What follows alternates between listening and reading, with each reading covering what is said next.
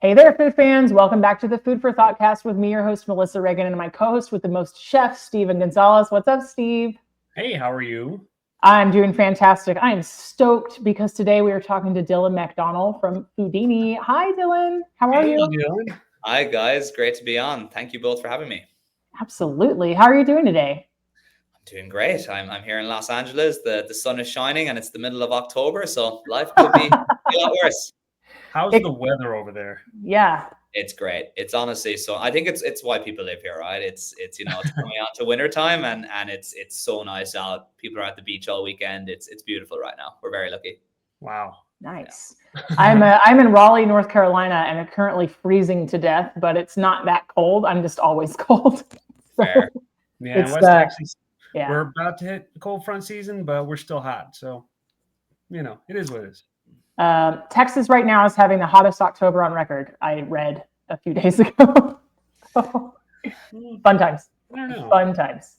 Yeah. So LA, that's a beautiful place. I've been there a couple of times, but it was literally, I took the risk of leaving LAX during a short layover and took a taxi to the beach so I could put my feet in the water and then went right back to fly off to somewhere else. So I hope I get to spend some time there at some point.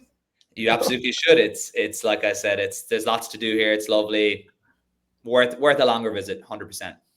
All right. I'm not hearing an LA accent though, so tell us what's going on there. Not an LA accent. I'm a funny one. I was born in Philly originally, also not a Philly accent, but grew up in Ireland. So I consider myself mainly Irish, and yeah, hence the accent. Well, Wow. I love it. I love it. I love it. At the beginning of every episode, Steve and I always ask each other and our guest, what was the most amazing thing you ate this week? Steve, I'm going to put you in the hot seat. You go first. First, let's see.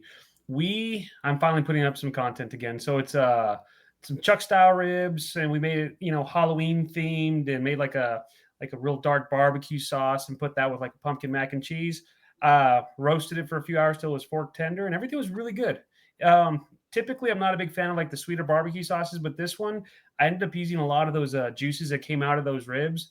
And yeah, it's set up really good. So like I took it out a little while ago, and you just see all that gelatinous like from like all the from all the meat. Oh my God, it was good. Just really, really good. Sounds amazing. Yeah. Sounds amazing. I want some ribs in my life right now. I had yogurt and a banana for breakfast. It was not amazing. Dylan, what was the most amazing thing that you ate this week? This week was LA Tech Week here, right? So there was like 100. I think there was like 1,200 events or something over the course of a few days, Oh and my I was God. running around like a madman trying to do work in between. So it was mainly like a not cooking week and a eating out / takeaway week. But you know what I got, and it was actually shockingly good, was Goop. Gwyneth Paltrow's brand here. Have you heard of it? Yeah. I have. Someone had recommended it to me, and I ordered the chicken teriyaki salad from there, which is like their #1 bestseller.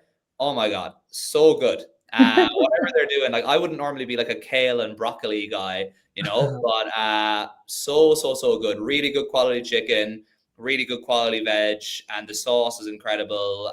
It was delicious. I'm a convert. It'll be my new go-to, I think, from a DoorDash perspective. So yeah, that's what I had.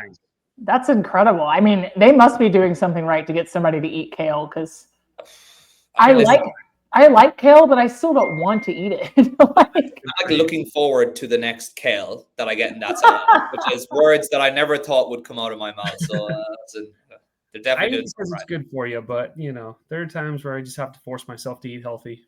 I hear you. I finished out the weekend strong at the North Carolina State Fair yesterday. So I have to say that the most amazing thing I've eaten in the past week was a huge basket of street corn nachos. So they were like parm, roasted corn, Parmesan, hot sauce, paprika, cilantro, cheese, chips, and I also had a Korean corn dog. So the Korean corn dog was like half cheese, half all beef hot dog.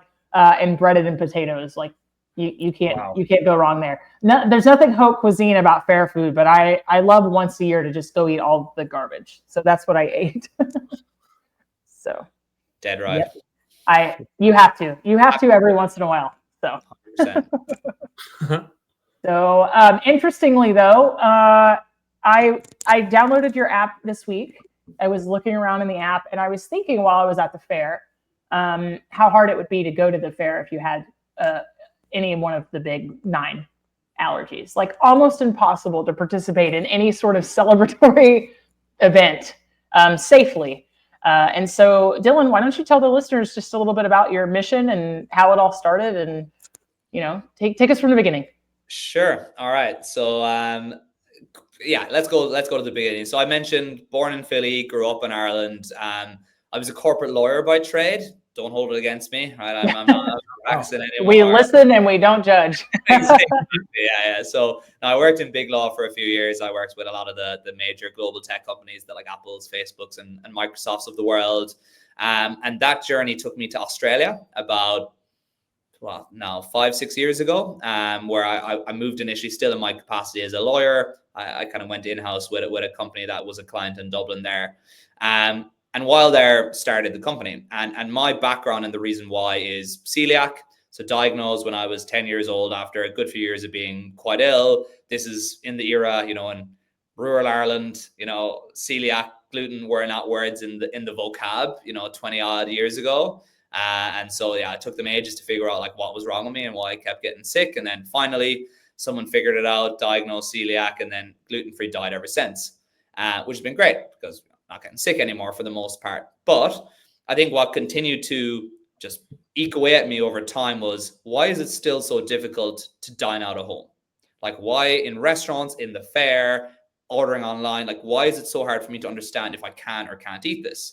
And I had so many examples of like getting served the wrong food in restaurants, being sick, the staff like looking at me, when I asked the question, be like, oh, I think that's gluten-free, which is the worst answer of all time, because it's like, they haven't a clue and they're just guessing. And again, in their defense, for the most part, it's most of the time they're not even given the information in the first place. Like they have no way of knowing themselves. It's not even not their fault. Yeah. We can come to that later. But from the consumer perspective, it was just extremely frustrating. And that's even without anaphylactics, right? And so the more I kind of dug into it over time, the more I realized, wow, this is like a way bigger consumer problem than I thought. Like I thought it was just kind of me and a few other people around the place, but no, it's like, oh, so there's 33 million Americans with a diagnosed food allergy. Like that's like 1 in 10. Yeah. And then I was like, all right. And then there's another 50 million people who have an intolerance that like avoid foods not because it's a formal allergy, because they don't feel well after it. And then there's another 70 million that are vegan and vegetarian and keto and paleo and low FODMAP and all these other lifestyle diets that they follow for health or other reasons. And so I was like, the TAM is just so big, the total amount of people impacted by this. And the more I dug in, the more I just couldn't find any kind of comprehensive solution around the world. So initially started the company in Australia. What we primarily do, and so I moved to LA about 18 months ago and we launched here then. But what we do essentially is we drive ingredient transparency. So we work with restaurants and food service companies to identify the ingredients in the food that they serve, the allergens and dietaries that are attached to those ingredients.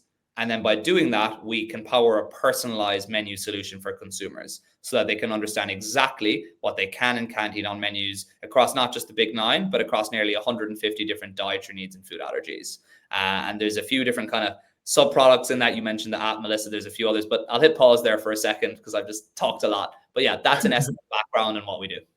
No, that's incredible. There's something so...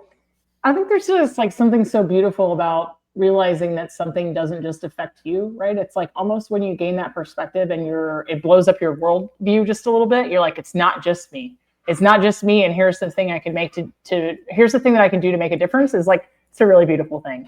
I'm so glad that you aren't getting ill anymore. I understand it's like a really terrible thing to have to deal with. And then it goes way further than like, I just can't have the same bun as everybody else. It's like, no, you can't. It's almost impossible to eat out somewhere without feeling like, I can't even imagine what if the consequence was death, right? It's just terrifying. It must be on some level, right? So I think it's amazing. I think it's absolutely amazing. So. I mean, I can remember growing up, having family who were lactose free. They couldn't do dairy, anything like that. The nut allergies, things like that. But as I got into like the culinary world and whatnot, like I started learning more allergies, things like that people had, and I thought, wow, like I've never thought about that. I never knew about that. Even I think one, like nightshades and things like that. I'm still a little unclear about that. But like when I first heard about like someone telling me like I can't eat nightshades, I was just dumbfounded. Like, what do you mean? What is that? And there's a lot of allergies that people have nowadays that we still don't know like about every single one of them. But like part of the journey is like learning what can you have, what can't you have, and how do we prepare something for you as chefs to where you can have a meal, have a good time, and have a great experience. 100%. And it's interesting. Like, I've learned so much over the last few years doing this as well. I was the same as you, right? I was like, well, one, I didn't realize that the kind of core group was so big. And then we started with just the major allergens as well. But every day we'd get a new email. I'm allergic to strawberries. I'm allergic to kiwis. I'm allergic to nightshades. We've the CMO at Let Us Entertain You group in Chicago is allergic to ginger. And she was telling us about, it came on her as an adult, and she got stung, I think, 2 or 3 times in cocktails, because it was a hidden ingredient in them, like places that you would just never think, right? Yeah. And to your point as well, Melissa, it's like it's continuing to grow year on year as well, right? There was the like back 20, 30 years ago, people had allergies, but it was much, much, much smaller. Year on year, numbers continue to grow. Children, by far the most prevalent. One of our advisors, I think in New York City, there's 21 kids in the class. 19 of the children have food allergies, and no 2 kids have the same food allergies. Insane stuff. And there's data to back it up now. I think 40% of kids who have food allergies have more than one. If they have one, they have more than one. So the point here is like, it's not just about the medical and things going, but it's also the like inclusion piece, right?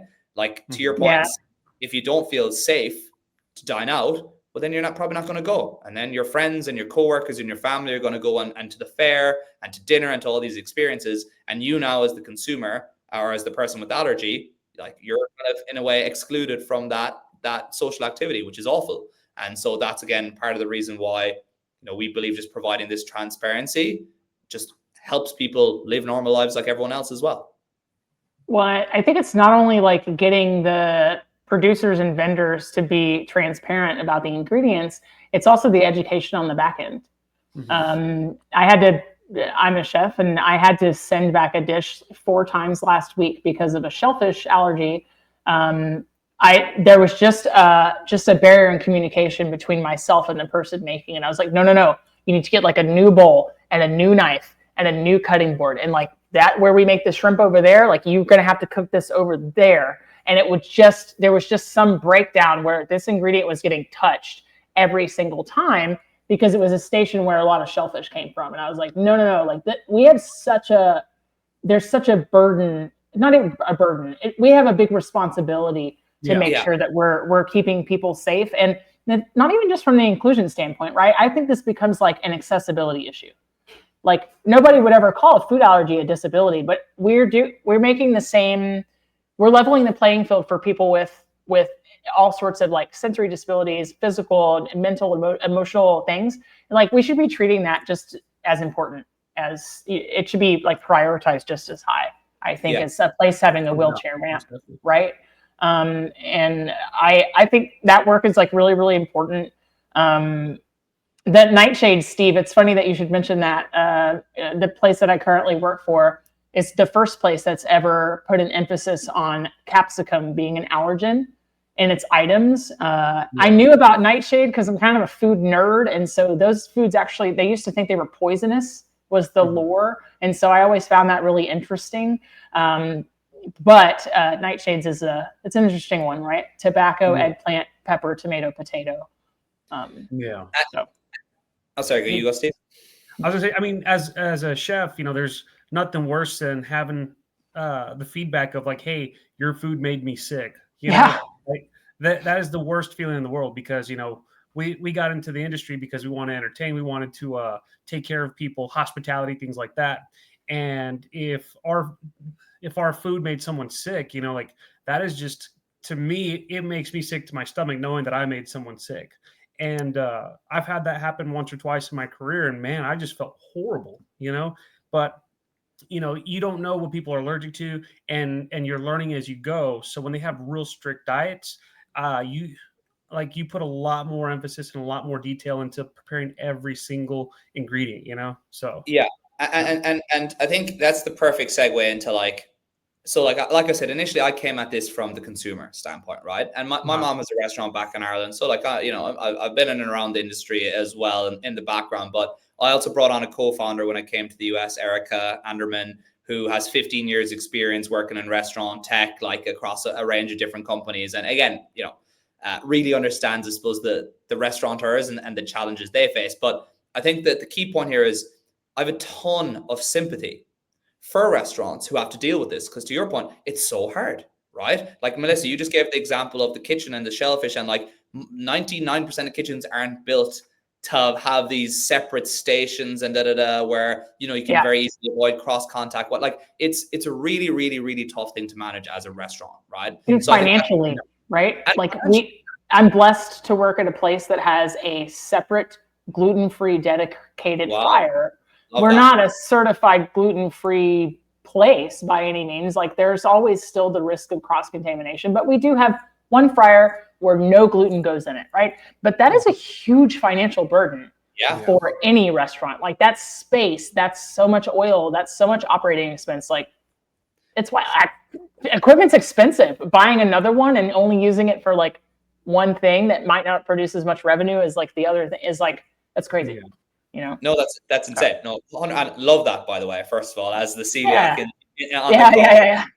But I think, and that's the point, right? So like, as I said, a ton of sympathy for restaurants. It's extremely hard to do. So like the way we kind of approach this is how can, we're ultimately here to help restaurants display this information for consumers. That's what we do as a company, right? Yeah. We take the data, we aggregate it. So just, I suppose, to explain how we've thought about this, it can be daunting. So like the big enterprise groups, for example, your Chipotle's and your Sweetgreen, they have in-house teams of people who can, spend all day, every day just working on making sure this data is correct and accurate and up to date at all times, so on and so forth. Most restaurants don't have that luxury. They don't have the time. They're really keeping the doors open, not a mind trying to ascertain all of this other information. But I do truly believe that it is a major, major risk to every restaurant to not have this documented somewhere formally internally. And I'm not sure how much familiarity you guys have with like the different inventory management systems and like, from the craftable to the meat, to the margin edge, to the, restaurant 365. But how we typically work is we pull data from multiple sources. So we pull menu data from POS. We pull inventory data from an inventory or recipe management system, if that exists.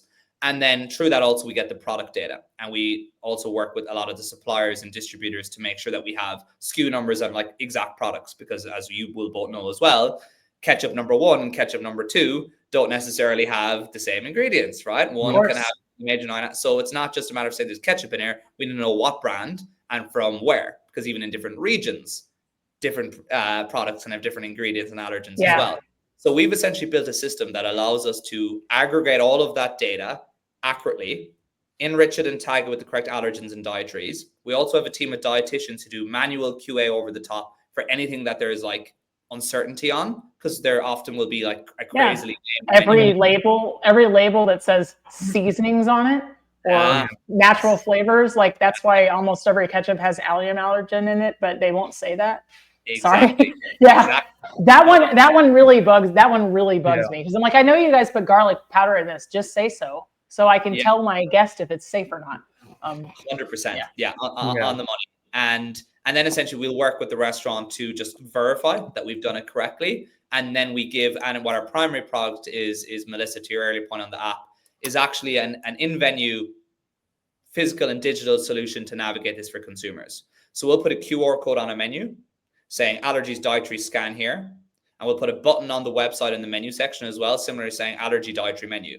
Consumer clicks the button or scans the QR straight into a URL. So it's not an app to download or a profile to create. That just prompts them to create their dietary profile.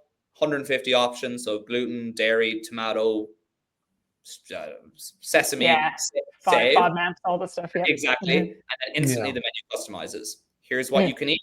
Here's what you can eat with a modifier and what that modifier is. And here's what you can't eat and why, because there's tomato sauce baked into this that can't be removed. So ultimately what that does for the restaurant is stops that staff member from being the main line of defense, which they currently are, without usually all of the information to make that claim / the training, frankly, most of the time. And so it puts it kind of back on the consumer to look at the information themselves from a single source of truth that's been confirmed by both your team and our team that we keep up to date in live time. So we're seeing about a 60% reduction in questions for staff around allergies and dietaries. Obviously, a massive reduction in the number of mistakes. But now also, we have a lot of data for restaurants that we can share. So we can also say, hey guys, in X location last month, you had 1,000 people create a dietary profile. 40% were gluten-free, 25% were vegan, 10% were keto. You actually don't have any keto-friendly options on your menu. Here's how you could swap in a product or an ingredient into X item to make it keto-friendly. That could drive X, Y, Z revenue. So that kind of data drives not just menu optimization, but now also you understand your consumers better. You can market to them better. You can figure out, oh, there's a higher proportion of celiacs, Melissa, in this area. Therefore, it is worth buying that gluten-free fryer because we can go after that market. Once they know that we have that gluten-free fryer and we're the only place around that has it, well, we're now the safest place in town and we have great food as well. Of course, we're going to capture that loyal market. And one of the last point I'll say on that as well, and it stems back to what we're talking about inclusion, the veto vote. That's the big one that I think a lot of people miss. If the three of us are going for lunch and I'm celiac, we have to go somewhere that I can eat. So if you lose me, you don't just lose me, you lose both of you guys as well. And Melissa, I can guarantee you, if I know that your restaurant has that gluten-free deep separate fryer, that's where we're going for lunch. And we're not going to the 5 places down the road. So absolutely. You know, that permeates. Yeah, man, I love that so much. So I have the app open in front of me, but I want to understand like what cities, what markets is it complete in? Because I don't have anything in the cities I've lived in. I've been playing with it. It's just really in LA right now. So we launched it. So there's kind of 2 ways we work. We work with restaurants to put this in their ecosystem. So therefore, we don't need our app for it at all. Like people can download the app to access the data, but they don't have to. They can just do it via URL. Right. The app is mainly for discovery. So Dylan is sitting in Santa Monica and he wants to go for lunch. Where are the restaurants around him, plural, that have options for him and what are they? So it's the same concept, but it's more to discover new places. And like I said, we launched it in LA in beta a few months ago. Obviously, to be a compelling consumer valuable app, you have to have a lot of options on there. And so that's what we're building over time as we're working with more and more venues. We add them on and then we get to a point that we push that properly. I'm excited. I want to see what markets you're able to capture because this is like a huge opportunity. And congratulations to you guys. This is amazing. Like, I can't wait to just see it like move across, you know, super exciting. Question is, so do you go up to the restaurants and approach them and say, hey, we have this app that helps with this, like, and you just basically go talk to them, just, you know, to get their name out, or how do you get like all these restaurants onto your app? Yeah, how's the connection happen? No, it's a great question. So we have this combination. We have obviously sales. So we we'll approach restaurants and say, hey, like this is something we think you should have. Here are the benefits of it. All you need to do is provide us with these data points and our data extractions, and we'll do all the heavy lifting for you. And this is probably an exercise you were planning on doing at some point that a consultant was trying to charge you $20,000 to do. We have a very simple and accurate and dynamic solution, and we'll keep this update for you, on a go-forward basis. That's number one, Steve. But interestingly, and one of the kind of big news stories for the allergen community as recently as last Monday is that in the US to date, and you guys will know this, there is zero regulation around food allergies in restaurants. The only requirement that existed was around nutrition. So if you have 20 plus locations, you have to label for calories and nutrition on menus. That was the only requirement that the FDA brought in a decade ago or so.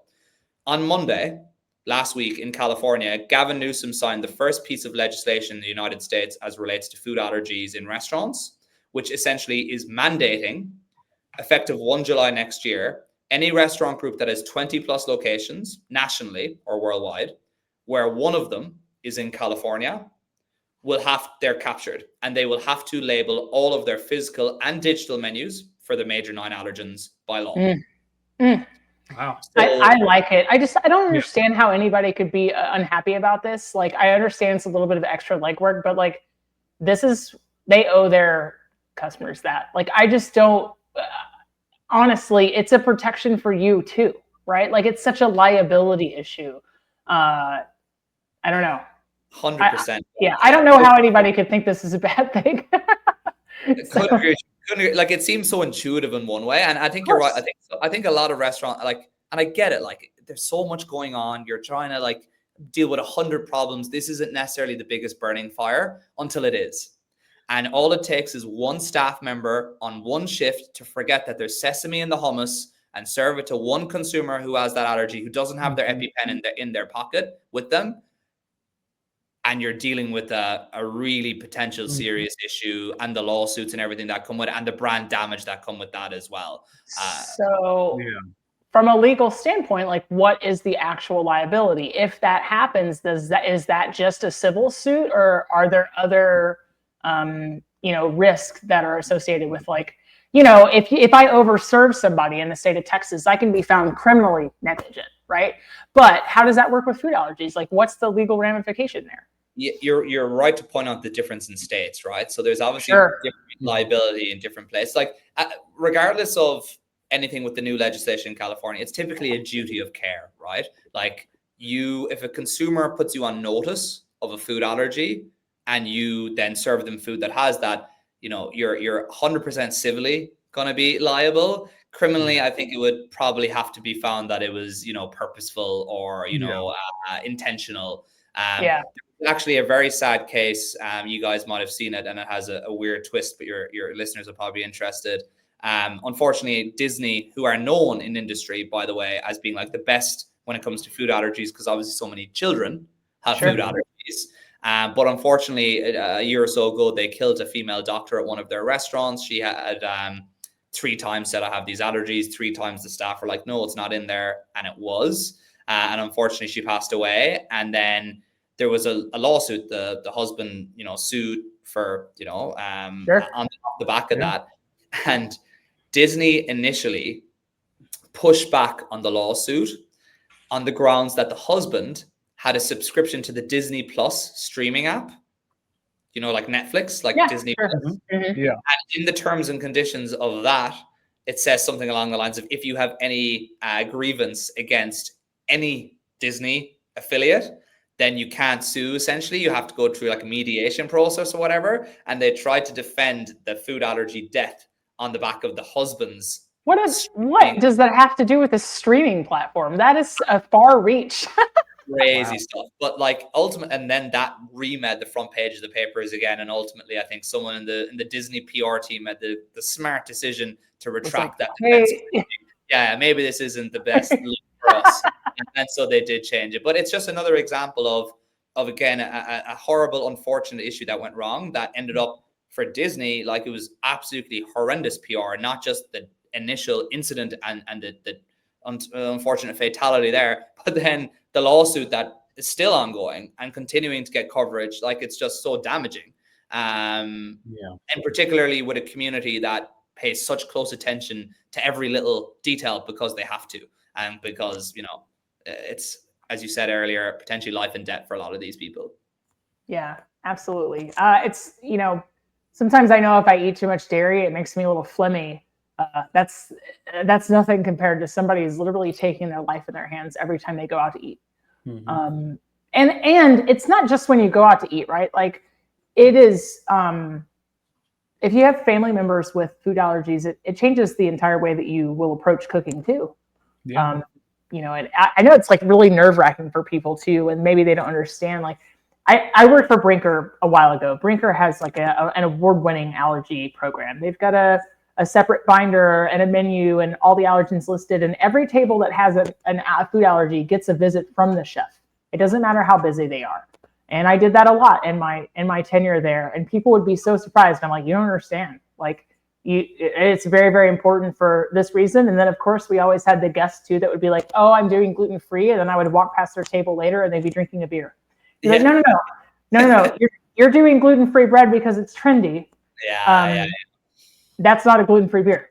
So, like, but okay, like, but I don't know. And I think it's going to take a mindset shift. You were talking about inclusion at the beginning of the podcast, and I think that's a really important point, right? Because when we talk about things like diet culture, there's plenty of people out there that do gluten-free but don't have a medical reason to do gluten-free, not at least not a diagnosis, right? Mm-hmm. And there's nothing wrong with that. Like, people have preferences, but the flip side of that is when we're talking about not catering to people, but we're talking about taking care of people that have food allergies, I think we should be approaching it from a standpoint of these are all the things you can have instead of these are all the things you can't have. It's like when you're on a diet, you can't just be like, I can't eat this, I can't eat that. It's more like, these are the things I get to have, because it can just remove some of that stigma. You know what I mean? Like, and that's why we did the menu digital static, the dynamic menu the way we did it. That's exactly how it frames. It brings here are the 15 things you can have straight to the top. The bad stuff is at the bottom of the menu. You don't even see that unless you want to go down there. And that's kind of, Melissa, to your exact. That's for the people who they're dairy intolerant and they really don't want to eat it, but then they see that one dairy containing menu and they're like, oh, you know what, to hell with it this week, I'll just feel bad. I'll suffer the consequences tomorrow, whatever, I'm still having that dessert. So we'll still show them the items not suitable for them in case they fall in that bucket, but obviously just making sure that the ones that they definitely can have permeate straight to the top of the menu.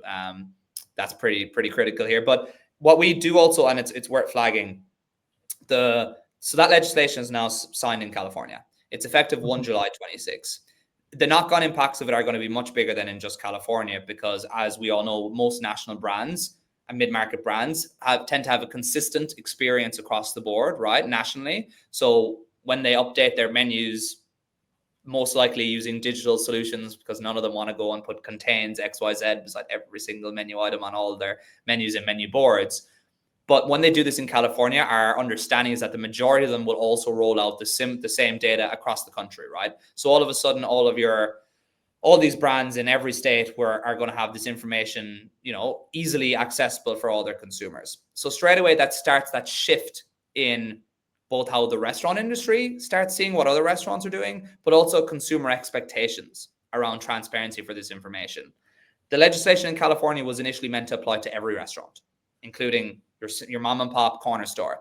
And at the 11th hour, they made a decision that to just make sure this got over the line, they'd kind of, pull back initially to the 20 plus. But the senator has already said she's going to go back for all of them so that all restaurants are captured by this, not just the 20 plus. New York already has a bill in train that currently captures all restaurants, not just the bigger groups. And I think Oregon and Illinois are two other states that are getting ready for this as well. MAHA have all sorts of things coming as well. They just announced food allergies as a priority health issue from a White House perspective. First time ever that's happened. You've seen in Texas with food dyes and all sorts of different things that they're working on there. So the point I'm trying to make here is that there's been a shift, and regulation now is coming in this space. And it's now just a matter of when, not if, all restaurants in every state are going to have to, in some manner, shape, or form, to provide this information. And so what we're kind of saying to restaurants is, you don't need to work with us, you don't need, but the two main things you kind of do need to do is, one, document your food, the ingredients and food allergies. If you don't want to use an inventory management solution or whatnot, or, just make sure that somewhere in-house, someone has gone to the exercise of saying, in each of the menu items, here are the allergens that are in there for at least the major 9, 1. And 2, to your earlier point, Melissa, around like what you did in Brinker, have a process. Just make sure there's a process internally from start to finish. When someone flags it, here is what happens. If there's a menu substitution that day, if, for example, the supplier runs out of X brand of ketchup, so gives you Y that day, that there's a process in place for someone to just do a quick sense check. Does this impact the allergen information in any of our menu items? And if so, where is it being updated, and how is that being communicated to front of house as well, to make sure that we don't accidentally make someone sick because and there's a new product in here today. So those are the two things we say: document and have a process just as a minimum. If you don't already. I think, not everybody has let us entertain you money, right? Not everybody has Brinker money. But I think that even the mom and pop places, they owe that. I think they owe that as a minimum to their guests. And, I love the generational dialogue about like, well, in my day, everybody didn't have all these food allergies. No, people just died and we didn't know why. Like, yes, they were still allergic. God, like, yeah. You're not wrong. Yeah. Yeah. So one of the things I do like about this app, I'm looking at it right now, and I like the fact that it has the matched profile menu items of things that you can have on top, and then I also like the fact that you have a part that says modify ingredients. Like, that's really cool, and can you explain that just a little bit? Like, how'd you all think of like, hey, this might work, and then you have to modify a little bit? Like, I wouldn't have thought of that. Yeah, no, it's funny that the reason why this was so hard to do is because even when restaurants have tagged items in the past, it's always tagged at the menu item level. This burger contains gluten. But if you have a gluten-free burger bun, then it wouldn't contain gluten. It would be, right. It would be suitable for that person. So the only way we believe you can do this comprehensively is by tagging, and that's what we do at the ingredient level.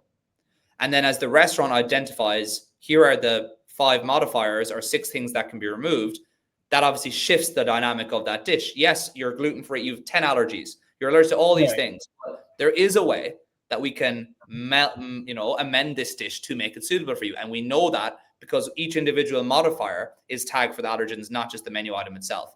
And the other reason we did that, Steve, is from an online ordering perspective. So one of the big things that is important to us is our ability to work with the online ordering providers to provide this customization in for them as well. And we have a few pilots ongoing and things like that. But ultimately, the goal is that you can go into DoorDash or Uber Eats or Grubhub or Toast or Olo or whatever it is, first or third party that you use, and have that same personalized ordering experience, but also add to the cart and checkout.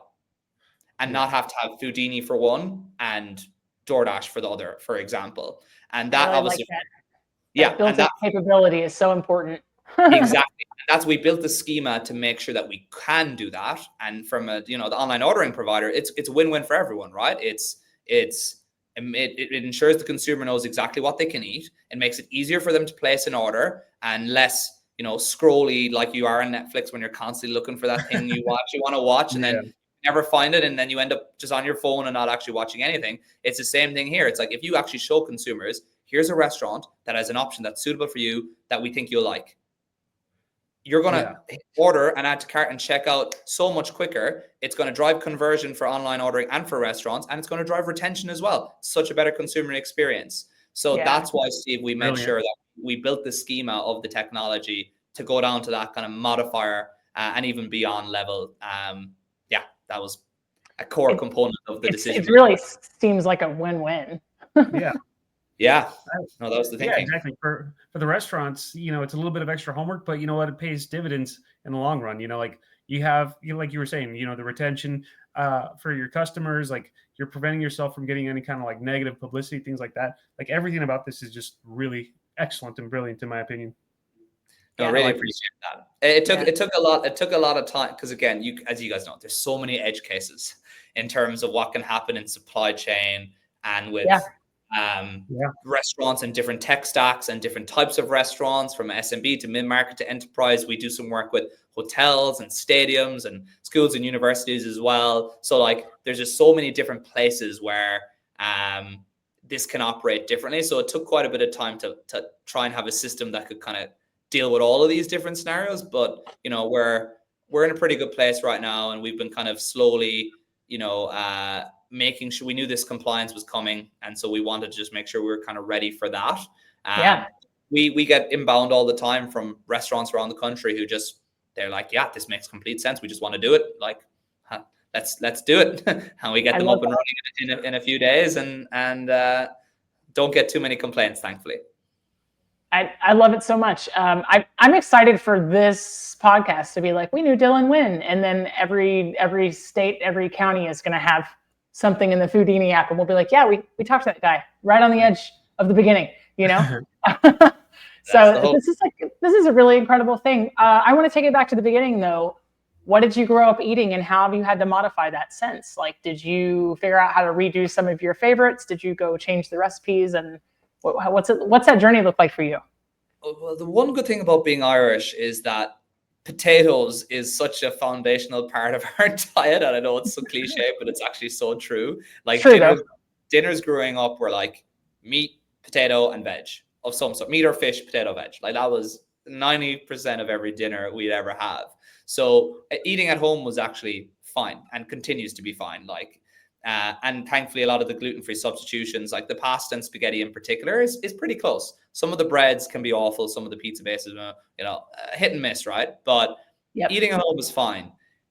Dining out was always the problem, right? So it was when we were going for lunch at school or blah, blah, blah. And if they didn't have gluten-free bread or, whatever, it was like, oh God, like what am I actually going to eat here? What am I picking up the shelf? So I'd say, like, candidly, it's more been about like finding the places around me that I know have that option, and then just knowing that on a go forward basis. Like even where I am here, city in Santa Monica, there's a Mediocino Farms down the road that has gluten-free bread. Sweetfin behind, which is a minute away as well, poke bowl concept here. Their entire menu is gluten-free. There's a Mexican place, Yagul, just down the road as well, that most of their menu is gluten-free. So in my mind, I'm like, anytime I go for lunch right here, it's one of the three of them. And so I think my amendments have been less about altering the dishes per se, Melissa, and more about altering how I just like plan how and where and when I eat, and just kind of having it somewhere in the back of my mind in some way. I'd say that's probably been the bigger adjustment over time, if that makes sense. No, it totally makes sense. Just to be a little bit more strategic. Yeah, I think, and that's every food allergy person, frankly. It's like, and it's so funny, the super users in our world it's always the moms of kids with food allergies. No one cares more than those moms. And like, again, you can imagine the stress of having like an 8-year-old who's out and about in the world that that if they accidentally have that peanut, like it could be very, very, very bad situation. Like it's an ongoing stressful situation at all times. And so the people in this community are just so plugged in 24/7 to the risk, and it's always somewhere in their mind. And yeah, I think that's where it comes into people like in their homes with like, say, celiac separate toasters or like separate preparation area. Like it permeates not just in restaurants, but in the household as well for most of these families. And it can be tough. Sometimes the whole family just changes the way they eat. It's easier. That's what my dad did, and then it was because my mother and sister were both kind of gluten intolerant as well, like not as bad as me, and so dad ended up just having to suffer through the the breads we were eating. Every new bread you found that was terrible. Yeah. It's another one that just falls apart as soon as you touch it. There you go, aren't you happy? So Foodini, how did you come up with that name, and did you have like any other names in mind when you were coming up with this? Do you know what? It was, I came up with it pretty quickly. I had like, 100 on a page where you're thinking of every sort of different thing. And there was a lot of like, more boring, like, with the word allergy and things. And I was like, I don't know if that really resonates with kind of what we're trying to do here. Where it came back, it was like Houdini, right? Houdini the magician. The kind of way we framed it is like magic. We will tell you what you can and can't eat in your food, right? So that was kind of where once it needed to have either food or eat or allergy or restaurant. There had to be something like that in there, but we wanted it to have a little bit more of a cool brand, I suppose, around it, but still one that people trust. Like ultimately, we have a team of, like, we're not just going around scraping data and taking guesses here. We have a team of dietitians who are experts in this, who do significant QA. Like our entire thing is based on trust and accuracy. Like without that, we don't have a product that makes any sense for consumers to use. So I would think it kind of balances the like, this is like something that you and your friends can use to navigate life, but it's still trustworthy and it's still credible and it still is accurate and does their true job that we needed to do, which is identify the allergens in the food that we're eating. I think the data, vetting and backing and the accuracy is great, because there are a lot of apps out there created by influencers that are like, these foods are good and these foods are bad, and there is no scientific backup for other than somebody's opinion, which is like, well, like an allergy is different, right? It's very black and white. It either has it or it doesn't. That's a key point, Melissa. Like, we don't make, because like I said, we cover 150 things, right? Like, we have diets and stuff on there that aren't just the major non-allergens. We make no recommendation on what people should or shouldn't eat. Like, that's a personal decision for you based on like gluten-free. I have to be gluten-free because I'm celiac, right? Your doctor could tell you, Melissa, based on your genetic makeup, you avoiding gluten could be the worst thing you could ever do. Like, you might need to eat a ton of gluten. Like, it's not as black and white, this is good and this is bad. And I think that's why so much like the gut health and biome testing and biomarkers and all these things that are coming now, like this space of personalized nutrition is really going to blow up, and people are going to make all sorts of decisions based on their body and what they should and shouldn't be eating. But I think it's such a good point. It's like, we don't tell you what you should and shouldn't eat. All we do is once you make a decision that you want to avoid X or Y or follow A or B diet, we will show you what you can eat according to that decision that you've made for yourself. I think that's such a good point. I like that. I love that it's just as strictly informative. Exactly. I remember there was we had it. Well, not a good laugh. There's apps out there on like data where you could take a picture of your food and it would tell you exactly what's in it. And we were looking at like, how are they? And it's like, what data set are they relying on to make this? And it's like, there is no data set. Like, it's literally just like something detecting it. That looks like meat. Okay, meat. It's like you can't. Yeah, some of the apps are absolutely wild. Like some of the even like personalized like diet or nutrition tracking apps where you take a picture of your dinner and upload, like your phone doesn't know what that is. Your phone doesn't know. You could have an entire steak and potato underneath a tortilla, and the only thing it's going to be able to see is the tortilla. Yeah. Like, it doesn't. It's like just kind of silly. There's just no data set. And that's why it's been so hard for us, honestly. It's like, and again, it's one of the reasons why for restaurants, it's like there is no magic data set that has this.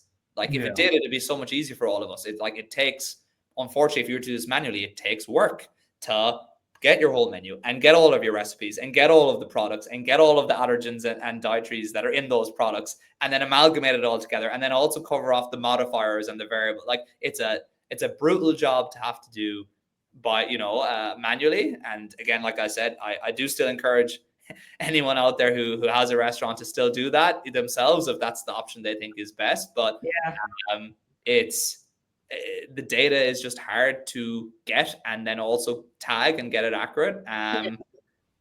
It's a tough one. It has been for a while, and that's like I said, what we do isn't easy, but the good news is once you have it, and you have it in good shape, that's other than a few amendments here and there over time, it's a pretty easy thing to maintain. Yeah. I like I said, it's a win-win. I don't see why anybody wouldn't do it. Unless there's an extreme case where it's so cost prohibitive. But even then, it's like your consumers need the information. So I would find a way to make that happen. If your consumers trust you, that's all you can really ask for as a brand, right?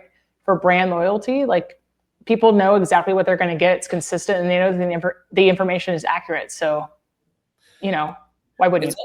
It's also kind of standard in other parts of the world. I meant to say earlier on the legislation piece, like Europe already has there's European law around labeling for, in Europe, it's major 14 allergens versus 9 here. And there's slight variance on how the different countries in Europe implement this. But take Ireland for an example, which is actually what the senator in California mirrored her bill off the back of a holiday she went to Ireland. You can't sell any food item in Ireland without the 14 allergens tagged on that thing. Any restaurant, hotel, hot dog stand, doesn't matter. Can't do it, full stop. And sure, at the very start, there was a little bit of, it's hard. I haven't heard a complaint in the last 10 years on it. It just became standard, system put in place. And not only is there virtually no complaints on the restaurant side, consumers are like, there's been no deaths that I've heard of. It's completely normalized. So it's just the standard. It's just what everyone does, and it's completely accepted, and it works great. I love it. I love that so much. Dylan, what's in the future? You're just going to keep collecting data until you take it over the US, right? That's really it. Yeah, well, listen, we do want to be, we think we can be like the data provider for the restaurant industry, just to make this super simple for them. Because that's ultimately what, like, we're trying to make this as easy as possible for restaurants to do, because we know it's really hard. Like, that's ultimately, so yeah, what we're mainly working on right now is just continuing to build out any kind of product data set that we don't currently have. We have most of them, but there's the odd, like, bakery and such a place that, you know, it will always come across some weird things that we don't already have. We obviously are continuing to want to work with as many restaurants and restaurant groups that see the value in what we're doing and want to use kind of a technical dynamic solution versus maybe a more manual solution if they believe that's right for them. And then, as you said, Melissa, once we kind of continue to build up critical mass of restaurants, could push out the Discovery app as well, so that consumers can discover the restaurants that have put out this information and can make an informed dining decision on where to go. It's funny, we got so 2 or 3 of the reviews that we had on the app in beta were like, we got like 0 stars. Like, I'm in Texas and there's no restaurants here. It's like, we told you we're just in beta in LA. Why are you like marking us restaurants that we're not even live there? So if anyone wants to check out the app to kind of understand the functionality and just kind of see how we do it, and I'd put the location into like LA or Santa Monica just to get an idea. But that ultimately we believe will add a lot of value to the consumer community in probably sometime next year, when we can just build up enough choice for it to make sense for people to enter the experience. Because we want people to have a good experience. I don't want someone in North Carolina to go on and see 2 restaurants. Like, that's not really adding value. There to be enough. Is it big markets first? You'll be like LA, Santa Monica, San Francisco, New York. Yeah, Boston. It'll be the bigger markets first. Yeah, Dallas maybe. But the only thing we do like, when we work with, like, we have random restaurants all over the place, because we're working with random restaurants all over the place in every state, in like most states. So, you know, at the same time, it can be useful even if there's only 3 restaurants in Raleigh. You know, if someone's on holiday over there and they're just trying to make a quick call on where to go, and they've flown over from LA, you know, a lot of them will check, and if there is something there, obviously then that will help. But I'm just trying to be transparent in terms of that's not kind of the main thing we're pushing right now. And I wouldn't want consumers in Oregon to download it now and be like, oh, there are going to be a ton of things and then not. I would say, if you're someone who has an allergy and wants to kind of understand the experience and see what we're kind of working towards and building towards, and maybe give us feedback on something that they'd love to see or a challenge they had, would always love that and encourage anyone to check it out. I'm just trying to say, in terms of having a good consumer experience that we want to give them, LA would be the place where we currently have the most options, but constantly building out over time. And we're really excited then to kind of look to push that more broadly as we work with more and more restaurants over the coming months. I mean, you got to start somewhere, right? And granted, that's a really big market, which is awesome. And so, you know, I'm excited to see, you know, how far out you all go and things like that. Like, and you'll have to forgive me. I've been looking at the app, and it's really easy to navigate. I really like that. You know, there's nothing worse than when you download an app and you're trying to make the most out of it, and you just kind of confuse yourself along the way. Like, this is pretty straightforward. It's easy. It's really user friendly. Yeah, exactly. Yeah. Appreciate that a lot. Thank you. That's kind of you to say. Yeah, it's mega optimized, very, very streamlined. So I like it. I can't wait to see where it ends up. And now you got this podcast on your side. We'll share all the things, and you know, definitely. All the listeners will be in the loop. And So, but Dylan, like, what are you eating this week? Tell us. So I'm flying to Tampa tomorrow for a restaurant legal tech. Hot. I know. Very exciting stuff. Restaurant legal tech, guys. I know people would probably love to attend. Yay. We'll see what that's like. No, but it's a good, I think, community of people. And obviously now that there's so the honest answer is, Melissa, I have absolutely no idea. If any of your users has a recommendation for a good restaurant in Tampa, I think the conference is in the city center. I need to probably do some of my homework tomorrow morning and figure out what restaurants are around me and what I could eat. But this will be an eating out in a new restaurant type of week for me. But I feel like after last week, a lot of running around, maybe try and get a steak in there somewhere, a bit of red meat, bit of protein to keep the body moving. that's probably what I'm craving right now, and I'll try and find something nice in Tampa that'll align with that. What about you?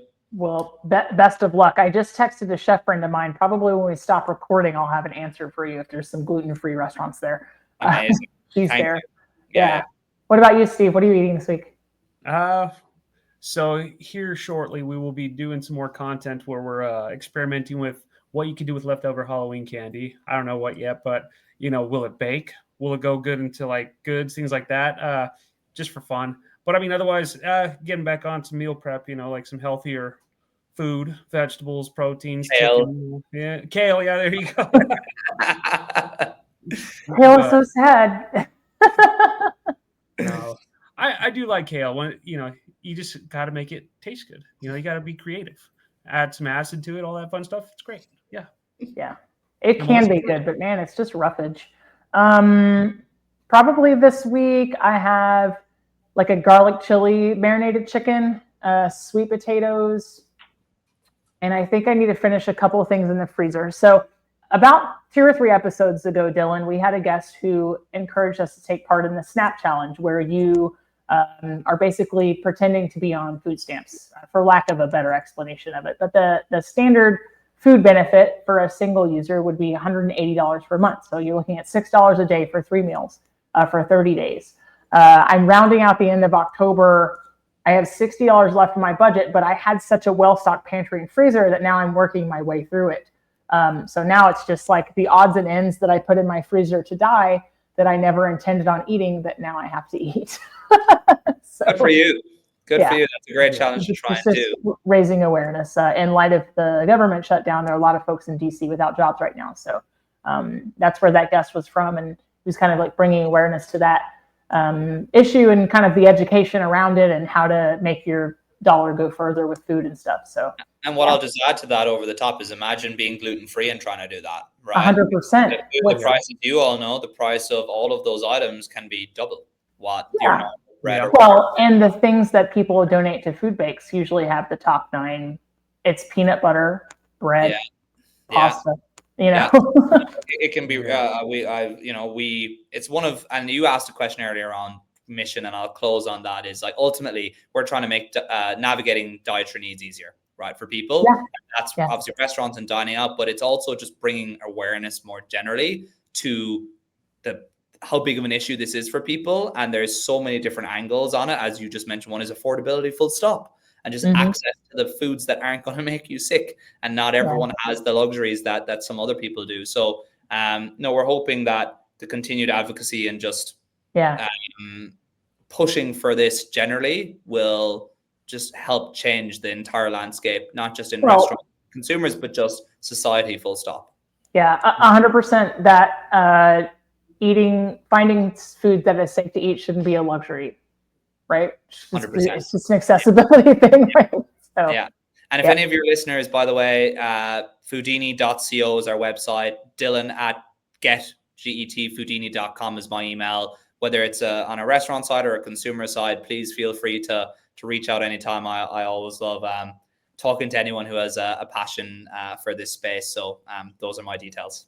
Yeah, perfect. We will. I'm going to share it with all my chef friends as well. Appreciate that. Dylan, we had a great time talking to you today. Stick around right after we stop recording. We'll chat just a little bit more. But thank you so much for coming on to the Food for Thoughtcast. We will tag you in all the socials. And I can't speak for all the listeners, but Steve and I this was really great. So really we always hope to entertain and educate just a little bit. But we're going to get out of here. Thank you so much. Thank you so much for having me. Really appreciate it. Thanks. Yep.